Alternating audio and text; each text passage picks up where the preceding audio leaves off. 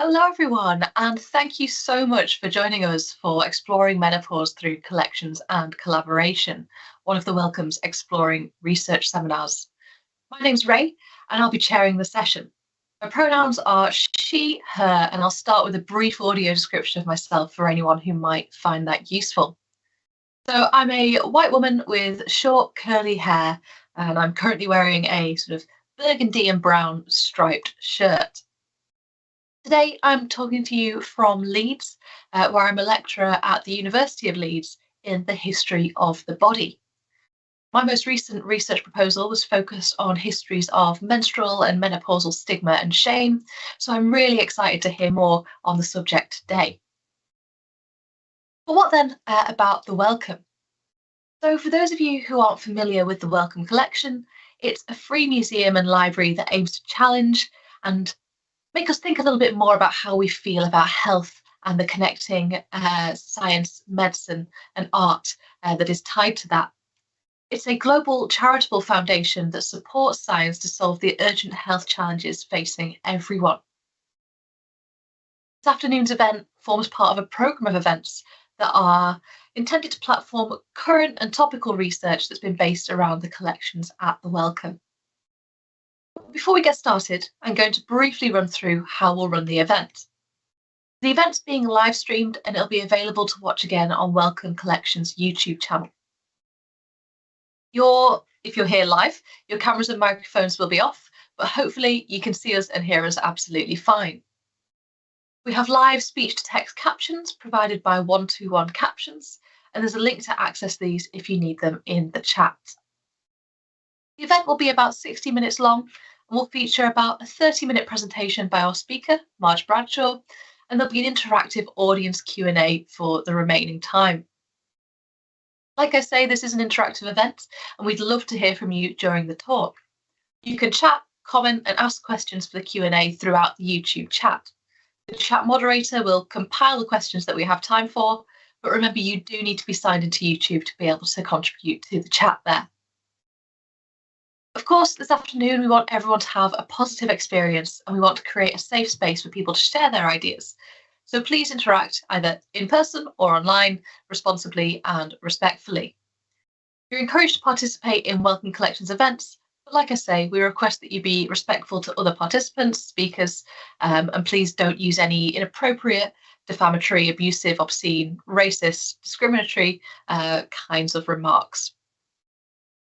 If you're online and you're struggling with the platform or you have any questions, please comment in the chat box and our Welcome Collection moderators will get in touch. And again, like I say, you'll need that YouTube login to use that chat function. All right, so the event itself then. So today you are going to hear from Marge Bradshaw. Marge is a photographer and a socially engaged artist based in Bolton in Greater Manchester. She's previously exhibited work and has been commissioned by Museums Northumberland, the Science Museum London, RPS Gallery Bristol, Bolton Museum and Art Gallery, and the Open Eye Gallery in Liverpool. She's going to talk to us today about Whose Menopause, a pilot socially engaged project funded by the Arts Council England, which uses photography to explore and document menopause with 3 different community groups. So with that said, I will hand us over to Marge. Thanks, Ray, and thanks to the Welcome for inviting me to talk about Whose Menopause today. It's very timely, given that it's World Menopause Awareness Month and with World Menopause Day coming up on the 18th of October.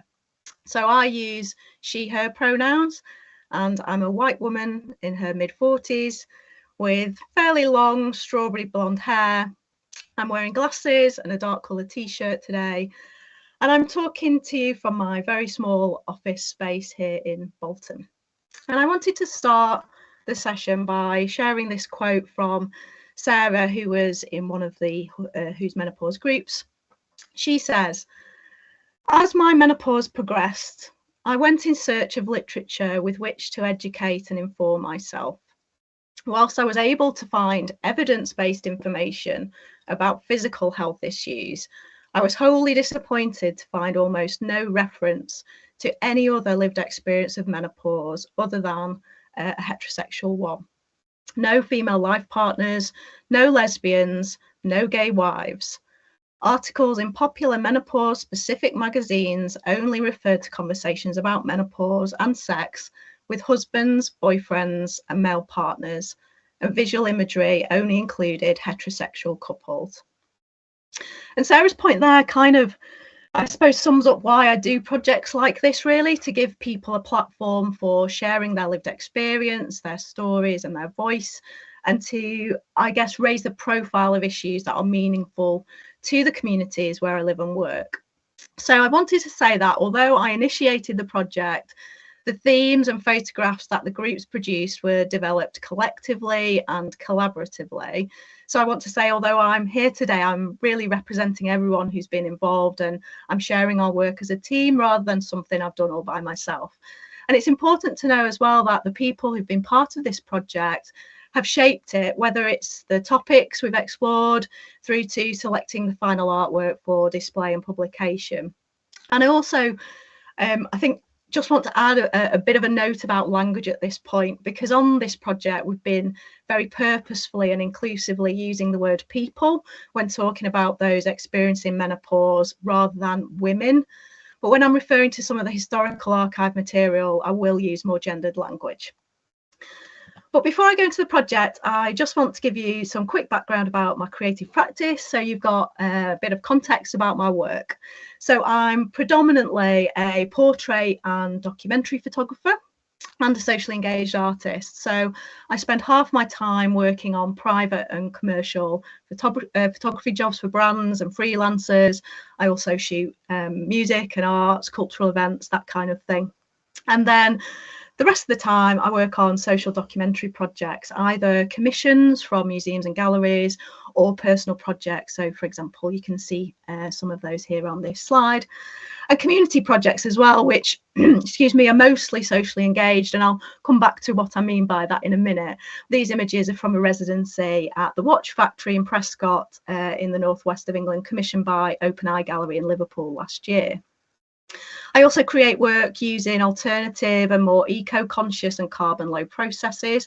So, for example, using natural materials like plants and flowers to create photograms like these.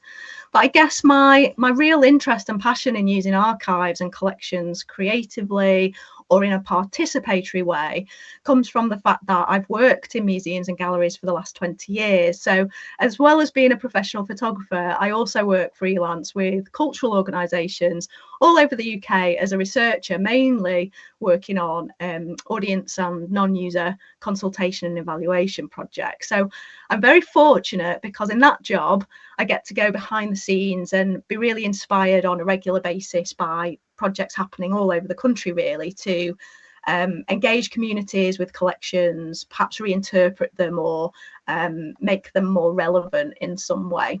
And so I've seen firsthand how they can play a particularly vital role in people's health and well-being, as well as in skills development. And that really inspires my work, my other work life, I should say, as a photographer.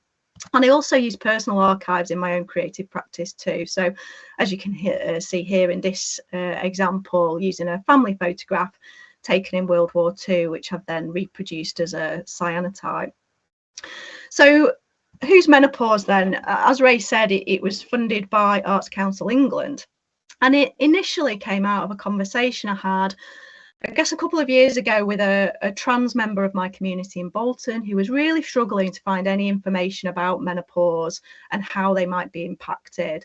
And I'd also had various conversations with an arts contact I had at Bolton at Home, which I think is the largest housing association in Bolton, and it's certainly the only social housing provider in the UK actually who have an in-house arts team. We're very fortunate with that. And I'd also spoken to Bolton NHS CCG and Indigo Gender Service. Indigo are the first primary care-based and trans-led gender health service. They're commissioned by the NHS across Manchester for trans and non-binary people.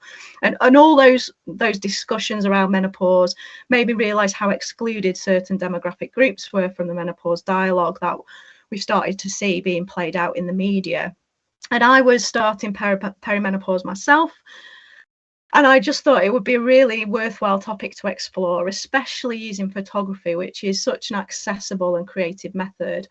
So I submitted a project grant application to Arts Council England in 2022 and was fortunate to get that ready to start in January this year. Bolton at Home also gave me some additional funding and support in kind, and I'm very happy to talk openly about the budget or the Arts Council process at the end in the Q&A if anyone's interested. And I will say as well, I'm always very happy to share my application as well. That will help anyone. So I started working in February this year with people from 3 absolutely fantastic community groups. Breakmet Butterflies, which is a free weekly women's group based in Breakmet in Bolton. Sanctuary Storytellers, a women's creative writing group based at Bolton Central Library and is part of City of Sanctuary Bolton. And LGBTQ plus Horwich, a new group which we formed especially for this project, and that was following an open call for members from that community to share their experience. And I also worked with people on a one-to-one basis who couldn't or didn't want to take part in a group. And it was very much a pilot programme of work. The aim was to essentially bring these health, LGBTQ plus and place partners together. And my initial aim and idea was to use photography to explore, document and share people's experiences of menopause, predominantly to support with their health and well-being. But as time went on, like many socially engaged projects, the direction of travel isn't always what you expect. And so after conversations and initial exploration with the groups, it became very much more about challenging the typical media narrative of menopause, which they felt often excludes those identifying as LGBTQ plus, working class or from the global majority.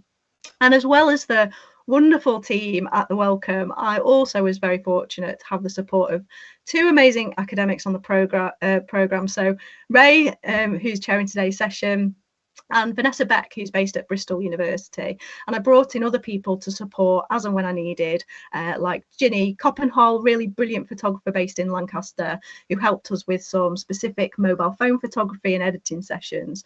And I think that's really one of the most positive things about the project, in that it was supported by such a wide-ranging group of people, from academics to artists. It wasn't just about me and the group members.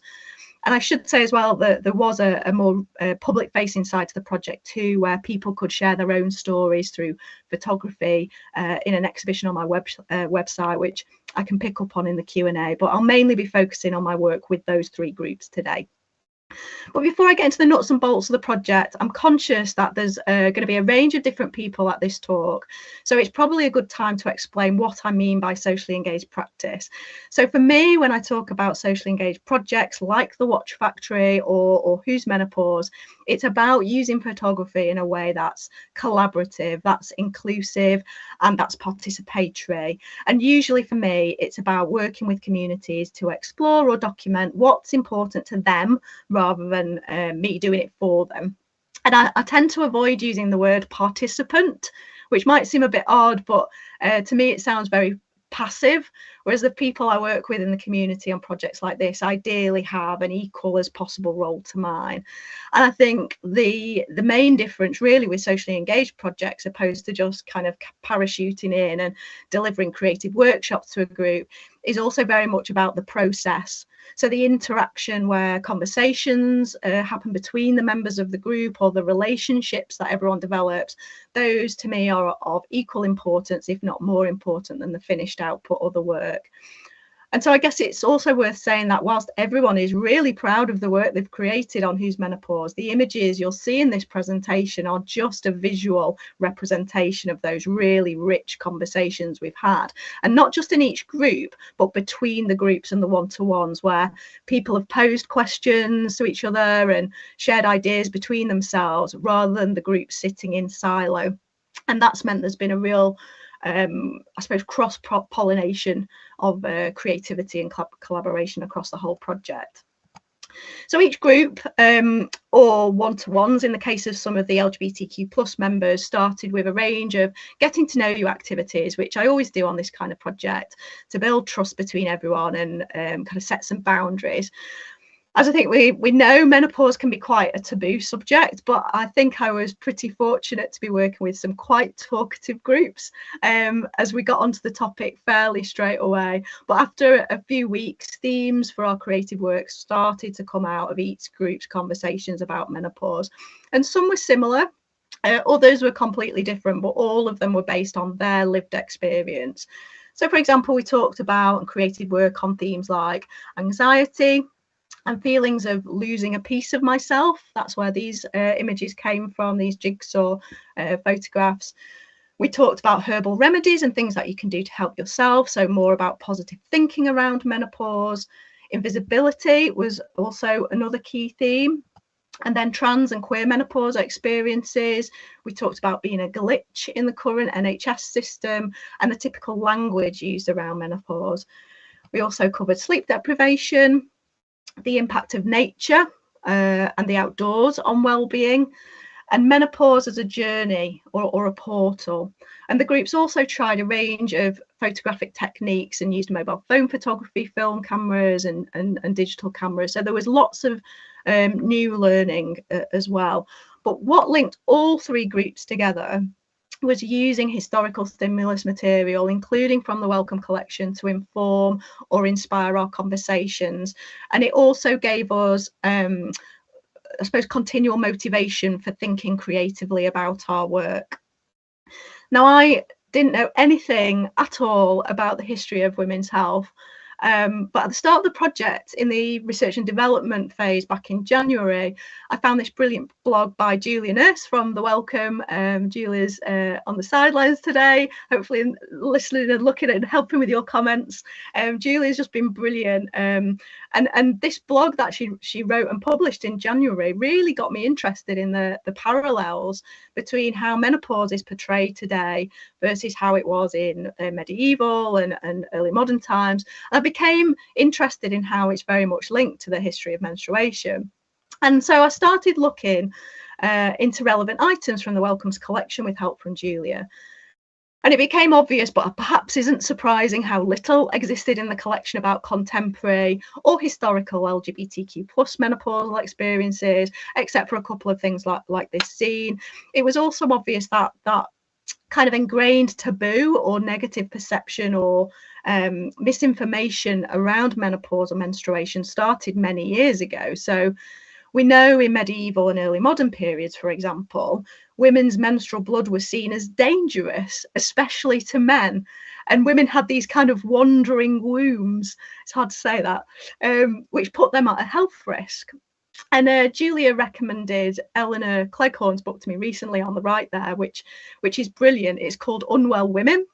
I've just started reading it, and in there she describes how even the Greek philosopher Plato believed that the womb was a living creature that became vexed and aggrieved if its desires for childbearing were not met.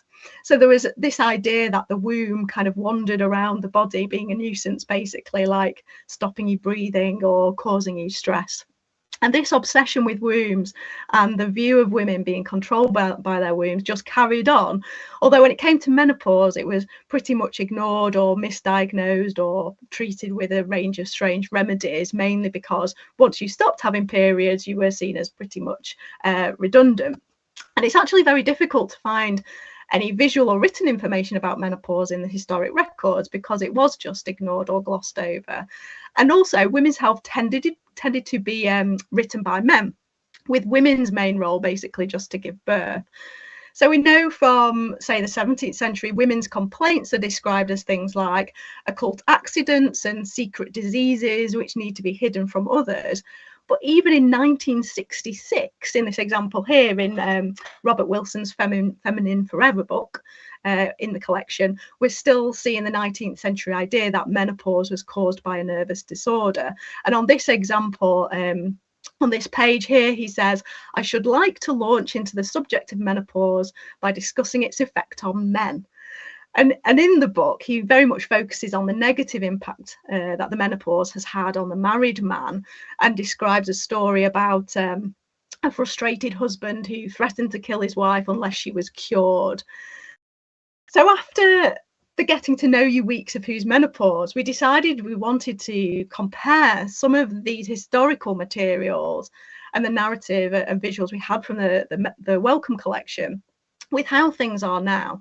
So each group was tasked to look at how the media currently portray the menopause through visual imagery or written narrative in today's society. And they basically felt that the images typically showed a white, cis, middle-class professional woman.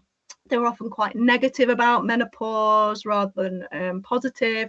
They're kind of holding their head or having the fan or sitting alongside their husband after a heated argument. And the groups I was working with self-identified as working class, LGBTQ+, and from the global majority. So they said they just didn't feel that they were represented. They couldn't see themselves in the materials at all. So each group decided to use photography to create a more representative, accurate, and I guess more creative portrayal of menopause through all their work. And all three groups focused on finding ways to explore invisibility, which was a theme from both the historical and contemporary resources. And you can see some of that invisibility work here. But if we take the LGBTQ+ group as a specific example, they didn't see their own lived experiences represented in any of the gendered heteronormative imagery or language. This annotation on the screen from one of the group members says, it's probably a bit hard to read there. It says, "My wife still hasn't got me pregnant and we've not used protection for 10 years now." And that was made in response to the typical article here in these menopause magazines, all about women in menopause having the benefit of not having to think about conceiving. And I'll come back to language a bit later on. And one trans male member of the group taking part as a one-to-one also talked about how they continually felt invisible and a glitch in the system given the lack of understanding and information around queer menopause. So we created work around this glitch theme using GIFs and collage. And they told me, "I am essentially a glitch in the NHS system. I don't exist. I'm not invited for a relevant 3-yearly cervical screening, nor have I been offered any advice relating to menopause in trans men. It currently does not exist." They also explored how their symptoms were often opposite to cis women and created a series of works around opposites. And the LGBTQ+ group also explored the theme of inverts alongside their invisible portrait. So inverting the image into a kind of photographic negative meant that they were no longer visible, but also invert was a derogatory term for lesbians, so they wanted to play on that idea too. And with my LGBTQ+ group, we also found it really interesting to compare how older women were portrayed between the historic and contemporary visual imagery. So like in this example, I think it's 1568, which has the rather delightful title, "A physician holding up a flask of urine for an old lady holding a basket and walking stick." So older women were not usually portrayed in a very flattering way. So they might be seen as having, depicted as having loose skin or more facial hair and a kind of a stooping posture once they reach their 50s. So we certainly felt like there were some parallels in both the historical and contemporary media depictions of older women that we looked at in the groups. And whilst we acknowledge that everyone's lived experiences are different, some members wanted to create a more positive visual representation of what menopause looked like to them, which was far away from the historic depictions of, you know, the withered old crone and the contemporary head holding images that we'd been looking at. And Tracy from my Breakneck Butterflies group says here in her work, being outdoors is restorative for me and makes me happy. So the positivity and well-being approach that was taken by some members of the project to keep themselves fit and healthy were just not reflected in many of the materials we looked at, historic or contemporary. We also did quite a few outdoor photography walks with the groups and one-to-ones because exercise and nature and the outdoors came up so much in our conversations. So we were motivated to get out and show that in our work. Obviously, I can't share everything that we've created with you today, but I'll give you the link at the end so you can explore the whole series as it's all online. Another collective theme that came up across all the groups was the discussion of herbal remedies and menopause. So Members of the groups talked about the different herbal remedies they rely on, and many of those have been used for centuries. So we used the Welcome collection to inspire our conversations and compare what was used historically versus today. So most people in the groups talked about sleep deprivation around menopause and using lavender on their pillow, for example. And we know that lavender was historically used in medicinal cordial waters to scent them, usually for sprinkling on clothes or for scented oils, but it was also used often for headaches, which is a common symptom of menopause.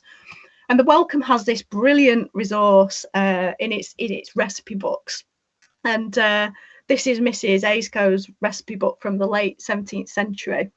And Julia pointed out this more familiar remedy in the manuscript on the right, which includes rosemary steeped in a syrup of roses, prescribed for meekness of the memory.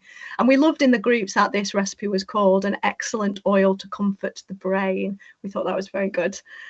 Sage was also used for memory, and mint was used for purifying the blood and was seen as good for headaches as well. So we got quite inspired by this link with history and herbal remedies and started creating our own work using lavender, nettle, rosemary, mint and sage. And we also drew on other material from the Welcome, including these really lovely botanical drawings of herbs to inspire our colour and compositions. So as well as doing some macro photography and collage of herbal images, I showed the groups how to make cyanotypes and lumen prints and anthotypes as well. So they were able to learn some new cameraless photography techniques too. So for example, my Breakneck Butterflies group created these beautiful nettle anthotypes of lavender inspired by our conversations and the compositions from some of the Welcome botanical drawings. Nettle is, I think, known for its high iron content. It's good for the immune system and low energy, and it's regularly mentioned in the recipe books. If you don't know anything about what I'm saying with anthotypes, they're basically a method that's been around, I think it's 1816 or thereabouts, and they're an eco-friendly way to create photograms or prints by using nothing except the juice extracted from non-toxic plants or flowers. So you can use petals, leaves, stalks from plants and flowers, or even spices actually like turmeric, which basically you just mash or whiz the material down into an emulsion or a paste, dilute with a bit of alcohol or water if you need to, and then you paint that onto the paper and keep it in the dark. When you're ready, you then place objects onto the paper, typically clamp that down using a contact frame or similar, and expose them in the sun. And these were ones that we did. These ones that we did were about 3 to 4 week exposure time, but that was during one of the hotter periods we've had this year. If it's like today, it would take a lot longer. And all three groups as well made lavender, sage and rosemary lumen prints. Again, another cameraless technique, which we did using old photographic paper. You can see here them in action. And we made those both indoors and outdoors, depending on how the weather was with each group. This was my City of Sanctuary group, and they were using torches indoors. And this is what Kate had to say about what inspired her lumen work. She said, "We've always relied on nature and herbal treatments. Older women were seen in the Middle Ages as withered, ugly, and in some cases toxic and poisonous to society. Women relied on each other's knowledge of alternative medicines, looking to each other for advice and support. I created a lumen print from some herbs and foliage. I then played around with the colours, double exposing one with another image of a window with help written on it, representing how help and support isn't just about going to your GP, but also looking to nature to help us navigate through our own menopause journey." And you can see some of the other really lovely results here. These are all on the website. And the Breakneck Butterflies also made some cyanotypes. Again, a historic cameraless photography method. I made the group some cyanotype paper, which is sensitive to the sun. So when you expose it, the paper starts reacting. With my work, I don't tend to use the bottles that you can buy. I'll mix the chemicals myself and then paint and dry the paper somewhere dark. And then when you're ready to go, you just arrange your material. So in our case, the herbs, expose to the sun, and you'll get a silhouette of the objects, and then you wash it to develop it and hang it to dry. And we had a really good weather day that day. I managed to fill a whole washing line full of amazing artwork, all whilst chatting about herbal remedies and menopause. And we also repurposed some of the Welcome Collection's public use images, like these lavender bottles, and made them into anthrotypes and cyanotypes, as you can see here. But some of us found it quite fascinating how women were encouraged to basically seek support between themselves, something that's starting to happen now with menopause cafes and groups springing up. But in 1542, I think it is, Ray will correct me if I'm wrong on that, the Witchcraft Act, of course, was passed in England to basically try and get rid of what were perceived to be demonic individuals. And women were targeted, particularly midwives and herbalists who helped other women who couldn't afford to see male doctors. Even years later, women resorted to making their own medicine at home. And then by the 18th century, although the local apothecary was the usual place to buy medicinal products, some specialised secret remedies aimed at women tended to be sold by widowed women who continued their husbands' businesses. But the only available remedies for menopause-related symptoms, from what we can tell, were cure-alls, really, that claimed to treat a host of other disorders as well. And behaviour by menopausal women continued to be so misunderstood, it was often seen as witchcraft. Menopausal and especially postmenopausal women continue to be seen as a complete threat, even, I suppose, especially when periods stopped and people thought that there was some kind of deadly menstrual gas would suddenly come out of their eyes. And I think it was you, Ray, who told us that's where we get the kill with a look phrase from. So it was all very fascinating learning about all this. And then that word disorder I used before brings me to just a final example of one of our many thematic conversations linking to the collection, which kind of brought us back to invisibility in terms of language. So some members of our City of Sanctuary group described how there isn't a word for menopause in their language. And in my LGBTQ plus group and one-to-ones, language used around menopause came up time and time again in conversations. So we decided to compare the narrative of menopause in contemporary menopausal magazines, along with how women and their menses or periods were referred to in the historic material from the Welcome. And that was because Julia sent us through this brilliant long list of early modern language used to describe health conditions related to women. So as late as the mid-18th century, women's complaints associated with periods were still being put down to what was often called rebellious distempers. And I love that. Well, I don't love it, but I just think that phrase is brilliant. So these menses or periods were listed as a disorder. Menstrual blood in the 14th century was described as poisonous. And if you stopped your periods, that was because of viciousness out of either the womb or the blood or the body in general. And the LGBTQ plus group thought that the language about menopause used in magazines and books today keeps reinforcing these historical defective portrayals of older women, and also isn't reflective of their lived experience. It was often found to be quite patronising. They felt that the language kind of perpetuated this outdated patriarchal attitude with especially little regard for non-heterosexual relationships. And like the material at the Welcome, there was this sense of it being our fault, or something that's a disorder, or something that needs remedying. And that really struck a chord.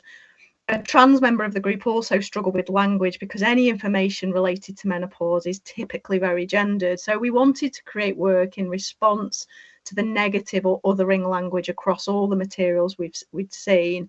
And so we'd spent some time looking at a range of contemporary menopause magazines, created redacted poems or annotations, as I said before, where we felt content wasn't relevant. And it also inspired us to, I suppose, redraw narratives using light painting. With this fire and water piece, the LGBTQ plus group wanted to respond to the hot and cold humours that we'd looked at when Ray visited us. She came to see one of my groups. And whilst I would obviously never condone setting fire to any historic texts or books generally, the group said that setting fire to these menopause magazines and articles allowed for an expression of rebellion, if you will, and that rebellion was against the language and especially the lack of awareness or understanding of non-heterosexual sexual activity and inappropriate assumptions about the importance of penetrative sex. So we set up a fire and water shoot, taking all paper out of the stream after we'd finished. And the group made some brilliant work around this, including inverting the images and playing around with their new editing techniques, thanks to working with Ginny, who I mentioned earlier. So what's next for the project? I've only shared a fraction of the work with you, and this was only a pilot project with 10 to 12 workshops per group. We didn't have very long, but I think it's shown that there's so much scope for helping people to share their own individual stories of menopause in a creative way and experiences that might look quite different to what's out there at the moment. I'm hoping to build on this work, perhaps in another geographical area and through more health and wellbeing workshops. And I'd like to run some bespoke workshops on the topic to help organisations deliver menopause in the workplace more creatively as well. I always try and show work in the communities where the work's been made. So we're exhibiting some of the Breakmet Butterflies work at Breakmet Health Centre in Bolton. And that's going up as frame pieces, so that will be there permanently, which is great. We're also presenting some of the other groups' work at the Whitworth Art Gallery in Manchester on World Menopause Day on the 18th of October. And we're about to publish a creative zine, which we hope will inspire others to use photography as a way to explore their menopause journey and to provoke conversations, I guess, more creatively around it. And the team here at the Welcome Collection are developing a menopause display in the library, which will include some copies of the zine, which hopefully will also be available in the collection too soon as reference material. So for those of you who are interested in exploring museum collections or archives and don't know where to start, I hope I've shown how useful and inspiring they are for projects like this. I think there's so many benefits for using collections in this way for both an artist and the people who are co-producing the work. At a very basic level, it can simply open up conversations or give people ideas in terms of compositions or colours or how to get creative. It can also increase the skills and knowledge for people. It adds a bit of intrigue and sparkle too. I think there's still something quite exciting and fascinating with digging around an archive, especially if you don't work with them every day. It's quite a novelty. And if you're an artist, it can open really interesting relationships and opportunities with organisations. I'm sure I'll be staying in touch with Julia and the team at the Welcome and hopefully working together on something else in the future. So I'd say find a collection that's relevant and just reach out to staff. I think it can often be quite daunting knowing what to do and how to access material, but the team at the Welcome are just brilliant and they're really open to your research and ideas, as are lots of other different museums and galleries and archives across the country. We actually finished the project off with a brilliant visit earlier this month, some pictures on the left there, set up by Julia to see some of the items in person that we'd used from the digital catalogue. And with that in mind, I just wanted to give a quick plug to encourage you to explore the Welcome collection as long as you're ready to go down an amazing rabbit hole. There's a huge range of material. It's super easy to search the catalogue. You can do it by topic or theme or specific materials. So many items have been digitised and you can see them online for free. They can be downloaded and accessed under different Creative Commons licenses, depending on what it is. Some items you can just look at on the shelves, but most of the library collections are in stores and you just need to ask for those in advance, but you need to get a library membership first to do that. But that's really easy to do online or in person and it's completely free. So I've visited the Welcome probably maybe 2 or 3 times during this project, but the bulk of our research has been done from Bolton, so it's totally possible to do it at a distance. It's such a brilliant resource for creative inspiration, so do have a rummage around. And just another final heads up that very recently this series has gone up on the Welcome Collection website as well. If you're interested in digging into more about the historical story of menstruation and menopause, there's a brilliant series of blogs by Helen Foster, which I've bookmarked to read. Finally, nearly there. So before I hand back over to Ray for questions, I just firstly want to reiterate my thanks to Julia and the team at the Welcome Collection who've just been brilliant. Thank you so much. To Arts Council England who funded the project and to Bolton at Home for their support as well. And also to Indico Gender Service and Manchester Menopause Hive here in Greater Manchester for their support too. All of their work and project information, including monthly field note reflections that I wrote as a blog on my website, they're all there. All the work's there. You can access that via the QR code there or URL. The zine will also be published on there too, so there'll be an online version of that that will go up during World Menopause Week. If you'd like a printed copy, just drop me an email and that's something I can sort for you. Please do take a look at our work and share your own feedback or reflections with us. We'd love to know what you think. But I wanted really to give the last word to one of the group members, as I think this quote sums up how impactful working in a socially engaged way with collections can be. So this group member says, I would never have imagined that I could have got as much from attending a group like this as I have. The depth of discussions and creative explorations each week have prompted me to reflect and develop insights into my menopause journey and on my life as a gay woman in a heteronormative society. Having access to academic, historical and creative resources and opportunities has encouraged me to explore and connect with those around me, most importantly, my wife and chosen family.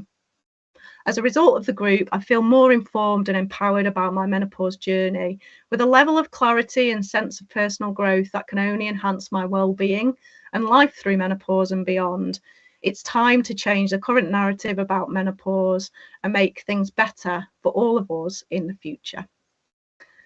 So now I think I'll hand back to Ray, who's going to chair any questions. Thanks very much. Oh, thank you so much, Marge. That was amazing. And it's just so wonderful to see all of the artwork and creative outputs together like that. I thoroughly enjoyed that. So for the other guests, we've got around about sort of 15 minutes for a Q&A. So if you'd like to ask Marge any questions, do pop those in the chat on YouTube. Remember, again, you have to be logged in to do that. And please, like I say, just remember to interact respectfully. While we're waiting for a couple of those questions to come in, I'll use my moderator's privilege to ask Marge a question first. So, Marge, you mentioned that the creative ideas and the questions that came up through the project were shared between the different groups that you were working with. I was just wondering if you could talk a little bit more about that and how they interacted. Yeah, I think it was one of the most joyful parts of the project, actually. I suppose it was especially the case with the LGBTQ plus group, because that group had the one-to-ones taking part. So we had a core group and then we had 2 people taking part on a one-to-one basis, and that was for various reasons, which I won't go into in terms of why they couldn't take part in the group. But I didn't want them to feel kind of separated from the main group in any way. So we kind of initially did it by the getting to know you questions, really. We started posing questions to each other almost like pen pals. So each week I'd take whatever the group wanted to ask the one-to-ones and vice versa. I was kind of like the postman going between the two. So sometimes we had photography challenges that someone posed to the others, like show me your happy place or space, things like that. So I suppose there's that kind of creativity from that getting to know you aspect. I think also in terms of skill set, so I'm terrible at sewing. My friends will tell you I'm awful at it, but I'm really interested in kind of adapted, altered photography. There's some really lovely work around altering images, especially with photography prints and postcards. And one of my one-to-ones is a textile artist, and I'd shown her some of those altered images when we were looking at invisibility. Excuse me, and so she helped show me. I learned from her how to sew onto a photograph, which is something I've wanted to do for ages, but I've just not managed to get around to it or do it very well. So there's that kind of sharing of creativity too. And then I suppose a final good example of that would be the kind of the ideas between the groups. So the groups didn't run at the same time. They were supposed to, but that didn't actually happen. So the Breakneck group started first, and the light painting language idea that the LGBTQ plus group did, that came from BreakMet first. So BreakMet group actually spelled out the word anxiety, which you've not seen in the presentation, but it's on the zine and online. And then when it got to the LGBTQ plus group, when we were looking at language on positivity, some other stuff, I shared some of the BreakMet group's work with them, and they wanted to build on that light painting idea themselves. So there was kind of like, it was really nice because there was that kind of just building on ideas that happened between all those three groups. So yeah, that's, I suppose that's just a few examples of that. Does that answer that question, do you think? Yeah, absolutely. Thank you so much. I love this idea of like you taking missives from one group to the other and it building up this sort of portfolio. Another question we've got is there anything about the project that didn't work so well? And anything that you've learned about your own professional development in sort of doing this particular project? Yes, as always, there is. It was too short for a start, even though it was a pilot. Kind of 10 weeks was a bit like doing this when I put the project bid in. So 10 weeks wasn't really long enough, even for the pilot. Normally I'd take, 4 weeks, maybe longer, to get to know people in that kind of trust development phase. So that felt a bit kind of fast tracked. And I think if I hadn't have got on with the groups as well as I did, and they weren't so warm and opening and welcome from the get-go, which they were, I think that could have been an issue. The recruitment was really tricky with the groups we were recruiting from scratch. So the BreakMet Butterflies group was already established. So that was a warm group that Bolton at Home were able to put me in touch with, and so that was one to get on with straight away, and that's why that one happened first. The LGBTQ plus group, like I said, had to be recruited, and that takes time, and you have to build that into your program planning, and I didn't really build in enough time for that. And I think the taboo of menopause, with certain community groups and just generally, I think hinders that. I think people sometimes, they don't want to talk about it, or it's not something even that's on their radar. I have people in the BreakMet group, a real wide range of ages, and some of them in there like didn't know anything about the menopause. It wasn't working in that group with people who were either perimenopausal or menopausal or postmenopausal or whatever. There was a really wide range. So I think recruiting participants, see, I've used that word, recruiting people for like working on projects that are to do with menopause, I think is quite challenging. And so I'll give you a specific example of that. One of the groups that I wanted to work with was a group of Asian women in the community here in Bolton, and that just didn't like get going at all, and it fell through. And that was again that mainly that taboo of menopause and actually issues with male gatekeepers in that context as well. And I think from the LGBTQ plus side, that kind of lack of understanding around trans and non-binary menopause, is that actually relevant to me or not? Like, what's that going to be like if I'm in a group with other people? And as much as I put out that there was going to be one-to-ones and that was an option, I do think that recruitment probably needed a bit more care and time than I was able to give it. There's also like usual things which anyone listening who's done socially engaged work will know, things like timing of groups. So I was trying to recruit in the middle of Ramadan, and that just was never going to happen. So thinking about different people's needs and their availabilities and things like that, transience of some members, so I had this target of 10 per group, but people have busy lives, and I'm working with in particular settings as well where life gets in the way, and so you're working with people who might not be there every week and trying to develop a program of work where they might not be there for a certain session, or they might miss that archive session, they might so that transience, and then I suppose the last two things that are in my head and then I'll give way is photography. the word photography, so what people perceive to be photography, I think is a challenge for all socially engaged projects, but especially if you're talking about something that's in a health and wellbeing or a health field. So as soon as you say photography or cameras, people think it's they have to be in the picture, or it's like what you imagine someone taking a picture of you to be, whereas, so I had to work quite hard on that, because obviously there's the cameraless work that I showed you earlier, and just showing them what photography can be. So we ran with the LGBTQ plus, we ran like a drop-in session before the actual official program started, to try and show people what we meant by photography. But I do think that's a real barrier sometimes when you're talking to people, because they automatically assume, oh, you want to take a photo of me, I'm not taking part. And then time was my other one.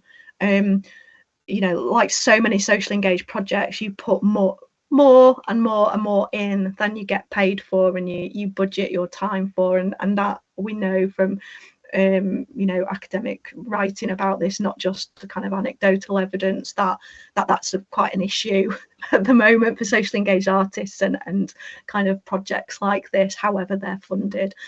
So yeah, I've put way more of my time into this than I'd planned, but that's kind of what we do as artists to make it work as well, and to go that extra mile, and to also take opportunities like this, because working with the Welcome Collection was not in my original bid. That just came out of spotting Julia's blog, and then snowballed from there. So unexpected things happen. I think we've had a question come through that connects to what you were saying just now about how you put so much more time into this than you're paid for, or that you sort of initially intend in your funding bid. The question is, the person says that they admire your ability to connect with others, but they'd like to ask how you also take care of yourself and your own well-being while you're connecting on sort of sensitive, potentially taboo subjects.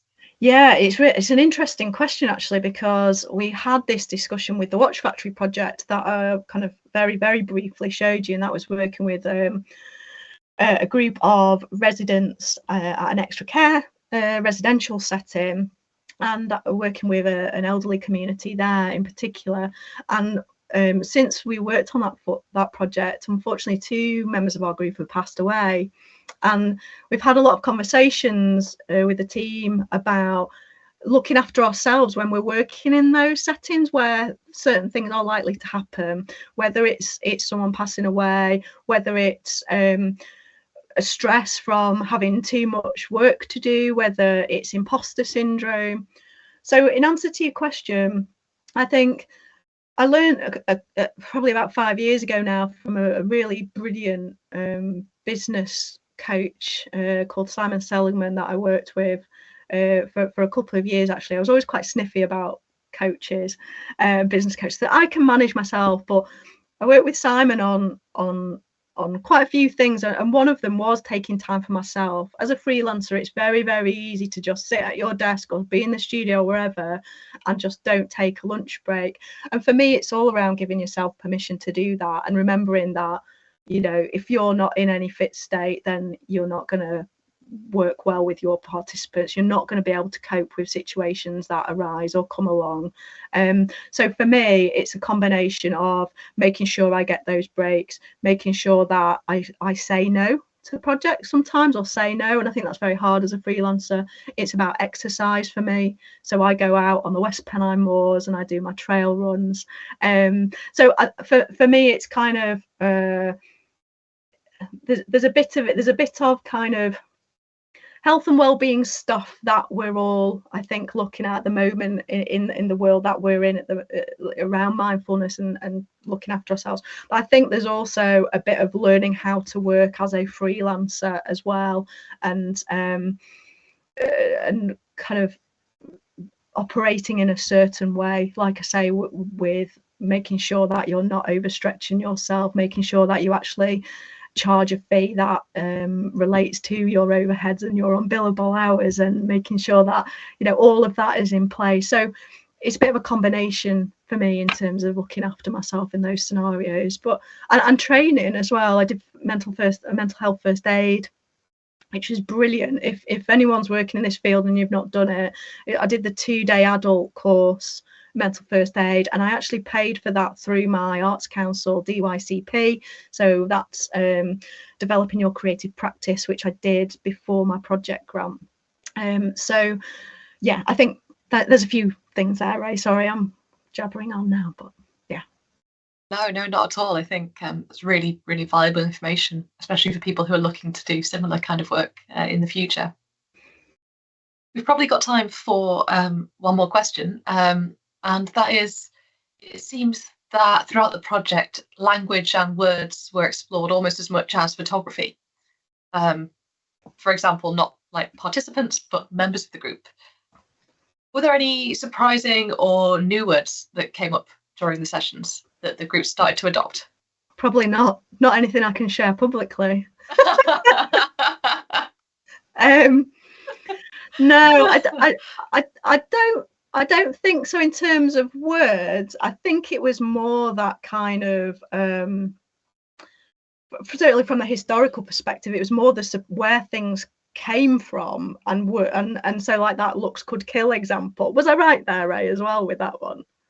Yeah, this idea of the gases coming through the eyes and doing actual damage. It's fascinating.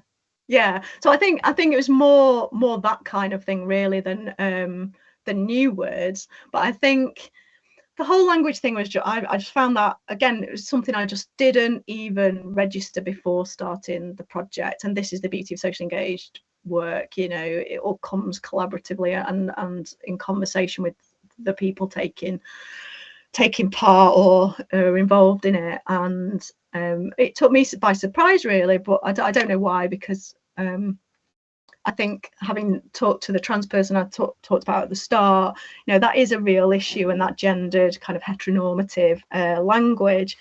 But yeah, I think that's something, if I was taking it forward, I think, again, if we'd have had more time, in retrospect, I think I'd really like to explore more, because there was the City Sanctuary group, which came along at the end. They're a creative writing group, right? And they wanted to write. They wanted to create menopause poems, which they have. They're in the zine. And I can imagine taking that kind of creative stimulus into, like, back to the other groups, which we just didn't have time to do. So maybe then we would have come up with some other kind of language as well. And we did talk about creating our own kind of, I can never say this word, nomenclature, is that right, of kind of like a guide almost of things to use, but again, yeah, just time prevented us on that one. Yeah, I love what you were saying as well about the it's not a new word, but a new take on the term invert with the LGBTQ plus group, and looking at how you can sort of reclaim that word through the visual arts was fascinating, really, really interesting. Yeah, and I think we had quite a bit of discussion at the start as well in terms of using the word queer and queer menopause terminology. That was something that came up. We've been very, I always work in an inclusive way. You know, Watch Factory, we had people who weren't even able to take a picture themselves in the traditional sense. You know, I always make sure that everyone can take part, no matter what their ability, their need, like whatever, and you work around it. With this, it was really super important to me that that language that was used was really appropriate and relevant, and kind of not agreed with the people taking part, but they led the way on that, you know. And so that's why we have flown the flag, I think, for that language side of things. Certainly in the zine, you'll see when that comes out around, you know, let's get rid of let's just use people, like these are human beings that are going through this experience. So yeah, I there's so much more that could be explored with it. But yeah, I'm excited to see whether I can do anything next year and build on this, because you'll see when you have a look on the website, the work is just amazing that's been produced, and the kind of the process to get to that point has been so super fascinating, especially having the Welcome collection behind us. So yeah, thanks again to the team for helping out with that. Oh, thanks so much, Marge. I know that I'm really excited to see what you do in the future, and I'm sure our viewers are as well today. But I think for now, we're going to have to wrap up. It's almost at the hour. So thank you so much again for a brilliant, fascinating presentation. And thank you as well to all of the guests who are joining us and asking questions in the chat. One last thing then, a little bit of housekeeping before we wrap up is please do let us know what you thought of today's event. There's going to be a link in the chat, and there's a few very short questions in a sort of audience survey there for you to answer. So if you could just let us know, that would be fantastic. Otherwise, have a lovely evening. Thank you very much again, Marge.